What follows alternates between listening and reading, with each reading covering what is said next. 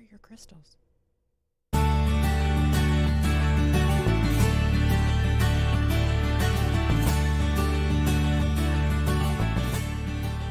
Hi, and welcome to Third Eye Thinkers. I'm your host, Megan Benanti. And I'm Michelle Welch. Thanks for joining us today. So today we're going to talk about soulmates and all that entails. But first, Michelle, she had a birthday last week. So how was it? You went out of town, right? I did. I went to see my daughter. It was a big trip for us to Austin. Oh, nice. A good break, though. Actually, my daughter's there for the summer. She's a freshman, as I think I've told you, and she didn't come home for the summer because she's interning for one of the state senators there. So we got a tour of the Capitol from my daughter, and I think she's interning for one of the longest standing female senators there. Cool. So that was quite interesting, and to see some of the ins and outs of the Capitol. I think I went when I was really young. Isn't it funny how when you live in a state or you live in a town, a lot of times you don't go to all the places, like, maybe the JFK. I've been, but, other people come in from out of state and they go all the time, right? So anyway, so we did that, and then we went to Lake Travis, to a really beautiful place, and stayed on the lake and had a really great time. Good. And so Megan brought me a birthday gift today. I want to show you guys. I'm a Cancer, and if you know me, that explains a lot. It's a water sign. I'm very emotional. So let's see. Show it there, hopefully. Isn't that beautiful? And that's a Cancer. It's a Cancer. It's embroidered, right? Yeah. And it's beautiful. And it's from How Could You, from Maya or Mia on Etsy. Yeah, I found that on Etsy. Yes, thank you so much. I love it. You're so welcome. I like it. I thought it was cool. Yeah, and I said, "Oh, you know me so well." She's like, "You're a Cancer, right?" And I'm like, "Oh, you didn't even have to know my birthday to know that." So anyway, thank you. Yeah, yes, we had a great time. What'd you do on the 4th? I cooked. Yeah, we had people over. It was good. It was relaxing. Everything I kind of needed it to be. So. Do you use a lot of your herbs in your cooking? Oh yeah, always. So. Yeah. I always, I see how many herbs are supposed to be in there, and then I add like 3 times as many. So, yeah. But that's really good. I like the freshness of it. Yeah, I add herbs to my drinks and all that. So. Yeah. Cool. Good. So soulmates today. Yeah, soulmates. All right. It's going to be topic. interesting. Do you want to start with your crystal? Sure, I will. Today I brought a stone called Rhodochrosite, and I'm actually wearing it. And I do have a graphic. I'm going to explain it. I'm not sure what I need to get to do. Do we need to do this? Can you see it? Okay, thank you, Anna, for helping me. This is a Rhodochrosite. It's actually a really beautiful piece. They're usually semi-precious jewelry because it's very soft. It's like a 2.5 to a 3.5 on the Mohs. When you think about it, talc is like talcum powder. That's a 1. And a diamond is a 10. Okay. So when you've got a 2.5 to a 3.5 in a stone, that's pretty, the scratchability is really, but they call it the hardness, but it's really scratchability. That's a pretty soft stone. And it's called Rhodochrosite. And it's very similar to one that's called rhodonite. And the way you can tell the difference is the Rhodochrosite has white in it, and the Rhodochrosite has white in it, and the rhodonite has black in it. So I always think of the NITE on rhodonite to remind me not like night. Yeah. And they're both good for matters of the heart and love matters, but the Rhodochrosite is good for bringing in love, self-love, but primarily soulmates or people that you love and want to bring into your life to help you attract love. But that starts with loving yourself. The rhodonite is better for, and it's much darker, it's better for working through traumas. Okay. So if you have had any sort of trauma in your life, really of any kind, where you're having trouble loving yourself, the rhodonite will help with that. But the Rhodochrosite is softer. The rhodonite's a much harder crystal or stone. And the Rhodochrosite is actually more expensive because of various reasons. The rhodo gets its name from the Greek for rose, and the chros means color. Oh, wow. Yeah. So another little interesting tidbit on it is that Argentina, it's the national mineral of Argentina. And it is interesting that Colorado has so many minerals, but there was a high school that found this. I think it's one of the largest rhodochrosites, and they found it at this high school, found it in a mine. Or they researched it, or it was near the high school. And so they lobbied to have Colorado for it to be for rhodochrosite to be the mineral, the state mineral for Colorado. So rhodochrosite's the state mineral for Colorado, which I think is really cool because That's they've got awesome. all kinds of stuff there. Yeah. You know? Yeah. Very cool. So it's the stone that I chose for today for soulmates, but it also can cover any kind of love. Yeah. Yeah. I've got one at home, and I will say it is a more expensive stone because Mm-hmm. mine's only about an inch big, and it was like $35 tumbled. But it's a nice stone, and if I put several out on the table, people often gravitate towards that one. Right. So, and it's not as pretty as the one on your This necklace. one's very nice, and it's a little bit pricey. We have it at Soultopia, but it's well worth it. I like how it's set sideways like It's this. gorgeous. Yeah, it's Yeah. really set in sterling silver, and actually for what it is, it's a pretty good price. And I'm surprised it has not gone yet from the store. But hey, just so I could wear it today, right? And show Yeah, it. absolutely. A lot of the rhodochrosite we have is small, and people are kind of interesting. They'll come in and they want really big pieces. Right. They do the same with peridot. They don't realize that those little pieces can still have a really powerful punch Exactly. to them. And Yep. they'll go, well, I want a really big piece of peridot. And I'm like, okay, well, let's make sure you put a deposit down on that. Right. Exactly. Right? So that's kind of what I have for my crystal today. Okay. Yeah. Good deal. Well, for my plant, I brought in puncture vine, and everybody's like, "What is that?" Wow. And how does that go with soulmates? Yeah. Right. Yeah. Well, it's interesting. There it is on the screen, and puncture vine's actually something that you run across all over the place because. You know those little stickers that you step on and they puncture your skin? That's Sticker burrs. Yeah, that's puncture vine. Ah. So it's also known as caltrop, and then the Latin for it is Tribulus terrestris. And yeah, so it's usually kind of a nightmare type of weed, and we get it out in the country a lot. You're not going to find it in your lawn in the urban areas very much anymore because it's basically been eradicated. And it was interesting sort of researching it because online, most of what I found online was like how to get rid of it. You know, with different chemicals and that kind of thing. Oh, wow. Because we think of it as a really annoying and sort of painful weed.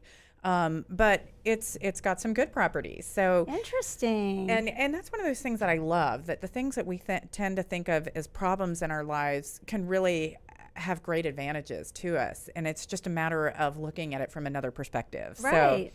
So puncture vine, why I picked it, well, it improves sex drive. So for men and for women. Do you have a pen? Yeah. So I'm going to. You want to write this one down. So it's interesting. So it has a natural way of balancing both male and female hormones. And I did find out that it was good for menopause, but, you know, and then it was saying, okay, well, it's also good for testosterone. But then I also found things that sort of negated that. So it doesn't affect testosterone levels, but it will increase sex drive in both people. And so that was kind of interesting. It's also good for your immune system.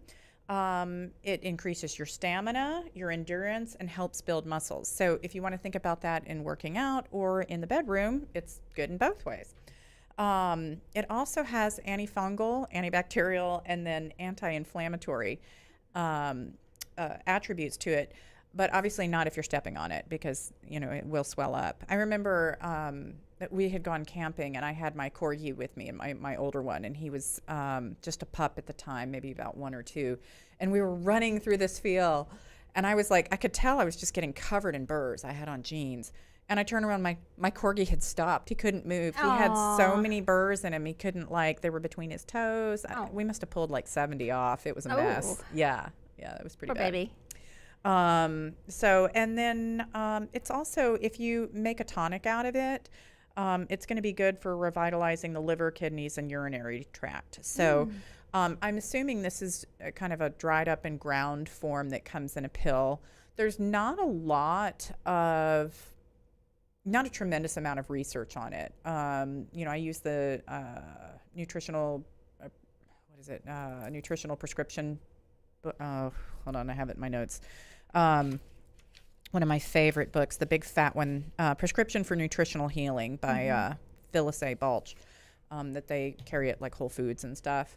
So that's where I found out my info on that. But, so is it maybe ground up in a capsule form? That's what I would think, ground up in capsule. And I have not gone and looked for it on the shelves, but worth giving it a try. If it's a natural way to improve sex drive or endurance during sex, it's kind of a win-win. So it's like a natural Viagra. Well, yeah, but it's good for women for too. Both. Yeah, yeah. So I'll try it out and let you know next week. Report back. Yeah. Anna, you have to do that too. Everybody has to report back next week. I love that. Yeah.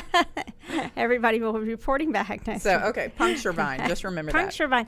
You know what's interesting to me about that is because a lot of the things that I did a little research about soulmates, because we'll get into that, I guess, now. Yep. Some people believe about soulmates, and sometimes I think this might be twin flames, and people will interchange what they believe about this. But some people believe that soulmates are brought into your life to help you grow. All right? So that makes sense to me. Yeah. And you said something at the very beginning about the puncture vine. You said something, and it just went straight on along with the soulmates. I have no idea. It's worth me looking at your notes to find it, because you said something about something that triggered there. Something, and I'll find it in a little while. I think it was before. It must not be on your notes. It was things. Oh, you were saying how some things that maybe we don't think are so good for us, or we don't think that we. What'd you say about that? You said some things that we don't think. We think it's not good in our lives, and then if we look at it from a different perspective, it can have a really positive impact. Yeah. So that is sometimes the position that some people take with soulmates. Oh, yeah. And now I have always thought of that maybe more as a twin flame, but sometimes the twin flame can kind of rub you the wrong way or something and bring out the other aspect of you. I don't get caught up in it, and I'll tell you why in a second. But I did read that there are a lot of people that will think that soulmate, that you don't want to actually give up on that partner you're with, because sometimes they are there to kind of have that sticker burr or puncture vine effect on you to help you grow. So it's another way that's really cool. Your intuition on that, how that tied in.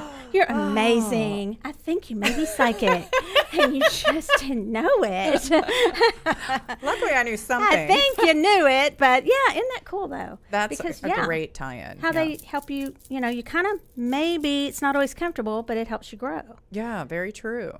So, along those lines, do you believe in soulmates? Or what do you think about soulmates? Okay. When I was a child, I believed in soulmates, one true love kind of thing. Although that was not a term I grew up with. It's very popular, very trendy now. I'm surprised it's probably on somebody's T-shirt, listening right now. But I'm actually not much of a believer in soulmates. Not as in a one. There's only one person for you. Correct. So in my belief system, you have this huge soul family on the other side. And those people are going to come in and out of your life at different times. You have different sort of agreements or contracts that you're going to experience with them, lessons to learn. They can be parents, they can be siblings, they can be a loving romantic partner. You can have more than one romantic loving partner that is a soulmate. You can have friendships that are soulmates. And I find that we grow from all of them. And sometimes it really is just for a limited period of time. You can have an experience that's so intense and so magnetic, and you're like, oh my God, it's like my super soul sister, And then all of a sudden you're like, I can't stand this person anymore. I don't know what's happened, but really they're draining me. And so, you break up. And I will say, when you break up with a female friend, it's much harder. A same gender friend, I should say. because we're prepared sort of for breakups with the opposite sex. We're not prepared for breakups of same gender because, you always think the same gender, they've got your back, but sometimes you just run a course with each other and it's not supposed to last your lifetime. And it did serve that purpose. Right, That right. purpose of helping you grow or learning whatever or Right. the experience you were supposed to have. And a Yeah. lot of times, it can be learning boundaries. Like this was good for me for a period of time, and now I've outgrown that, and I need to let go and move on. So Yeah, it's a share hard your lesson. thoughts. That's hard for me, actually. It's hard for me to move on from things. I I tend think to it's hang hard on. for all of us. It's easier for some than others, I think. But yeah, some people just seem to be able to say, okay. I think Snap, a lot of it's how move much on. you've invested in. Yeah, I think so too. Yeah. I pulled, according to a Marist, or Marist, it's Marist poll, and I pulled it from that website, I believe, and you can Google that. It says 73% of Americans believe in soulmates. More men than women believe that they are destined to find their one true soulmate. That surprised me, but it's only by a slight percentage. Males 74%, females 71%. Okay. So just a slight percentage of males believe it more than females. 79% of people younger than 45 believe in soulmates, while only 69% of those over 45 believe in soulmates. Now I found, and I wrote this, that the irony is that people who believe in soulmates are quicker to bail. As I read, I just started to notice this. And I asked myself why. And it seems as though they're constantly asking themselves, is this my person? Is this the one? If they believe in the one, which, by the way, I agree with everything you said. Okay. Okay. Yeah. Is this my person? Can I do better? Is this the best I can do? Is this it? Is this my soulmate? Is this the one? And I tend to think that we do ourselves, and I do also think that some of that belief system comes from Edgar Cayce on reincarnation. Many of his notes will talk about the soulmates. And I'm not sure if he believed in more than one or not. I don't follow him that closely because there's a lot of stuff with him I don't particularly, I'm going to probably offend some people, but I don't resonate with a lot of the things he says. But a lot of people repeat many, many things he says. I do with some of the things, and some of the things I don't. But he did a lot of past life regression and things like that. And so we'd look into reincarnation.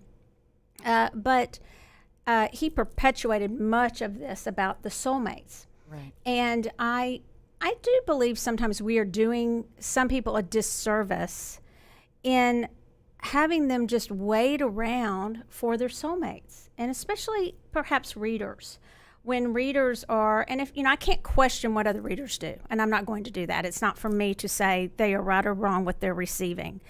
But when I do hear someone that has been told, well, my soulmate's coming, my soulmate's coming, my soulmate's coming. I've been told my soulmate's coming, but they're coming in 10 years. I have to. Oh yeah. So thank you, Anna. So I just have to wonder. So I asked Anna to put this up. So I'll quit bashing on whether or not we have soulmates. I think we could have soulmates with an opossum, a possum as we call it in Texas, or at least I do.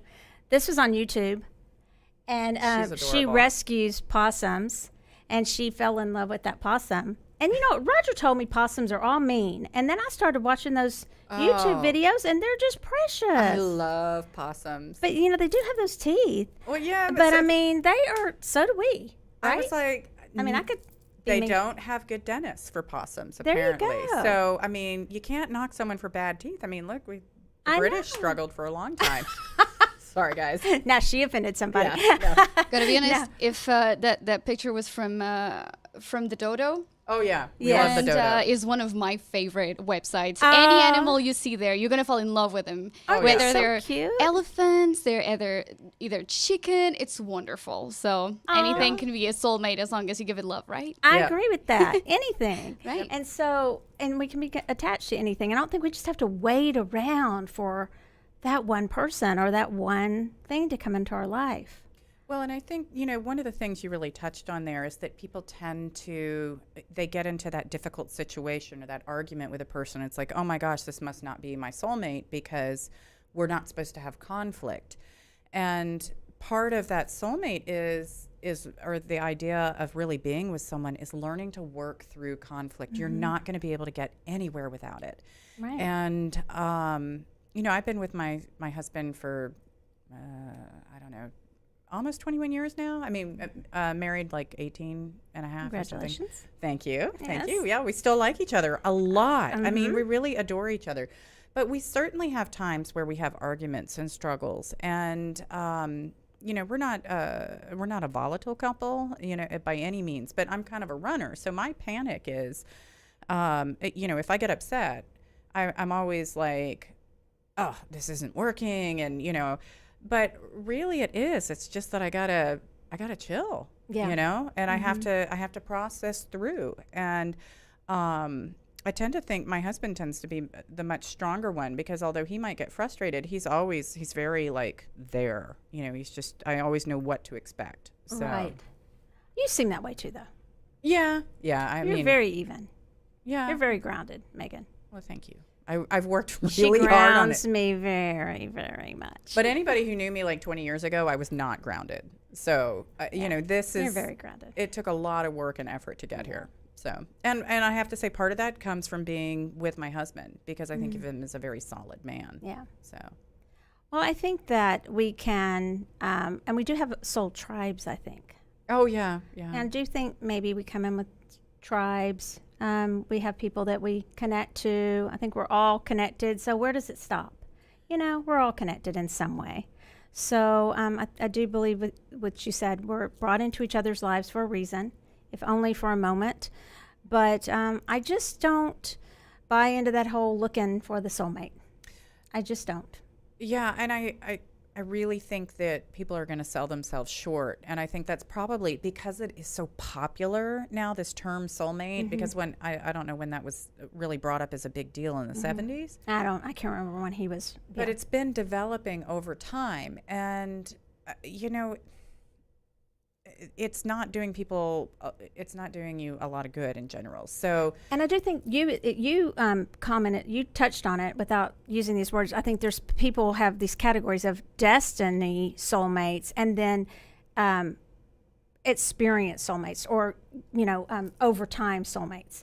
And the work you put into it, you become a soulmate. And you may not have all that initial passion. You still may, actually, but you work on it. Just like psychologists and psychiatrists talk about the longevity of marriage, that it requires work. And I think we're kind of giving people a false sense of that whole princess and prince charming and all that kind of thing when we talk about soulmates. That's just my opinion, personally. Yeah. I just don't and even in readings, and when I'm looking into connections of people coming in, and when I'm doing past life things, I always wondered, is there something wrong with me that, and in my readings, that I don't see all these soulmate connections that everybody else talks about, and I just don't see them. I see that people may meet someone, but I just don't see that it's always this one person.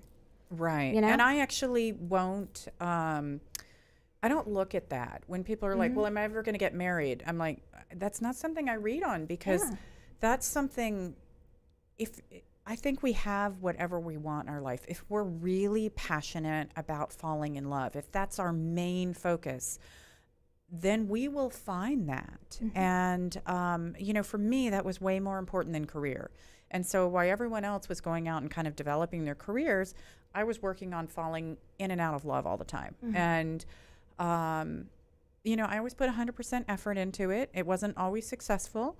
But eventually I found the person that I was really meant to be with.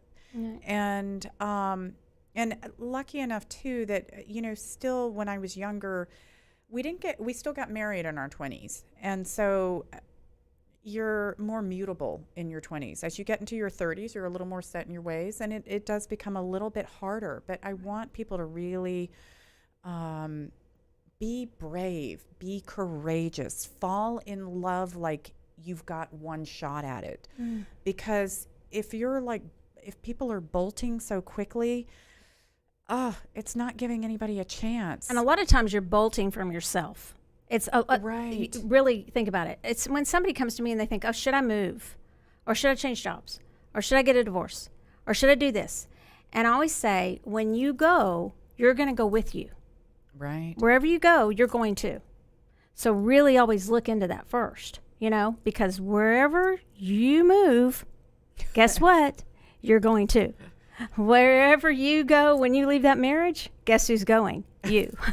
So you might want to really look into that. We have some people who want readings today. Okay, And so good. we're going to do a little something different today, a little something fun. Let's start with Jennifer, and she does not have a specific question today. Is that okay? Okay, yeah, let's do Okay. a general read for her.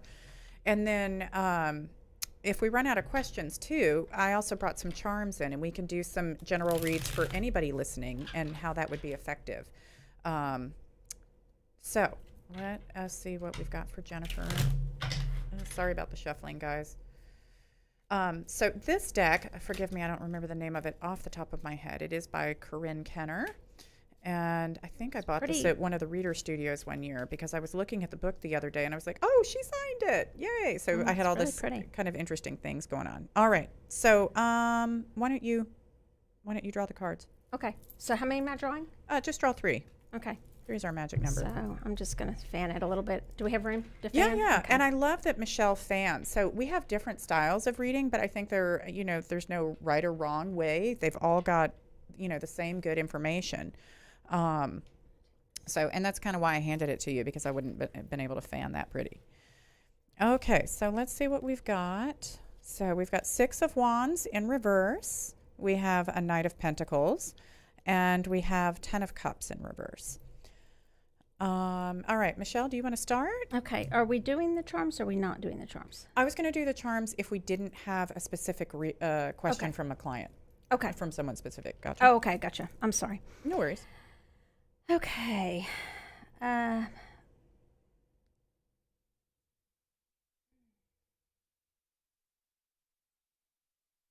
you need a sec? Yeah. Okay. I'll jump in. So right now, maybe feeling a little underappreciated, most likely in the workplace. And there's a sense that you're doing a lot of talking and nobody's listening. So maybe be conscientious not to waste your energy. If nobody's listening, save it, because eventually they will want your opinion on it.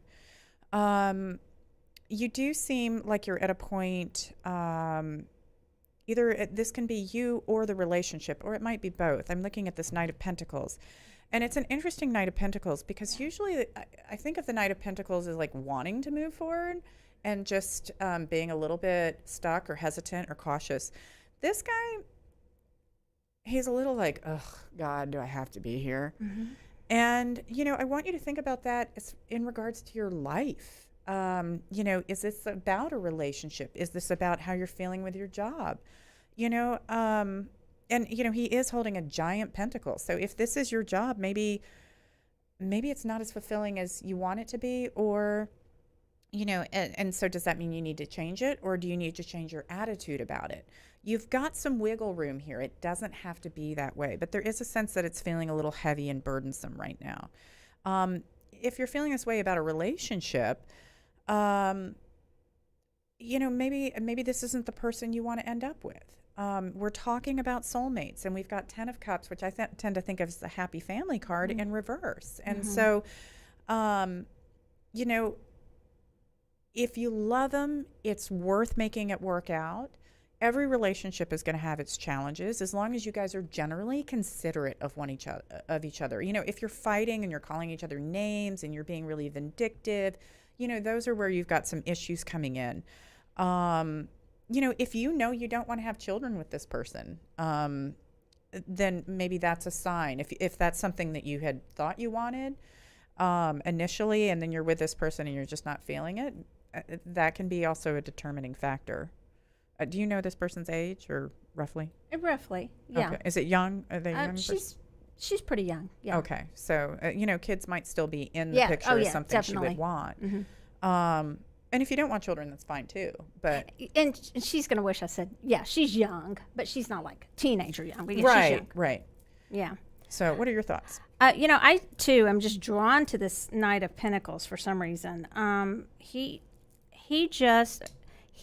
But for you, it seems to represent you, Jennifer. To me, it just feels like you need a pause. It's just like it's been quite a journey. And I feel like these other things kind of just need to be put on hold. And you just need to take a pause. Just, you may want to be charging forth in some of your areas, a bunch of different areas, but really just take a knee. Yeah. Just take a knee and just like take a breather and just slow down for a little while. You don't have to just jump right back into everything in every area of life. This guy, for some reason, he just drew me into. Well, and comparing that too with that Six of Wands, maybe you're trying too hard. Maybe you do need to rest and look at your life and what you want out of it. Sometimes we do have to step back, and we get so like we're in the cycle, we're on the hamster wheel, and we're going and going and going, and it's like, Mm-hmm. Yeah. So that's what I get. take a moment. Yeah. Good job. Okay. Yeah. Cool. Was there another question?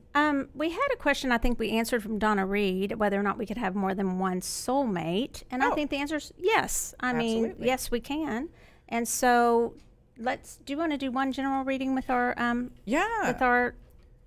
I can't get the word, charms. Charms, yes. So and I don't think we have time, actually. Oh, we're out of time. She is wrapping us up. All right. So I apologize. We will, you know what, let's try and start really quickly with that next time. With the charms, that'll be fun. Because those are really fun. We think that you guys will like that. And so until next time, listen to us. If you missed us this time, listen to us on all of our social media. Megan, where do they find you?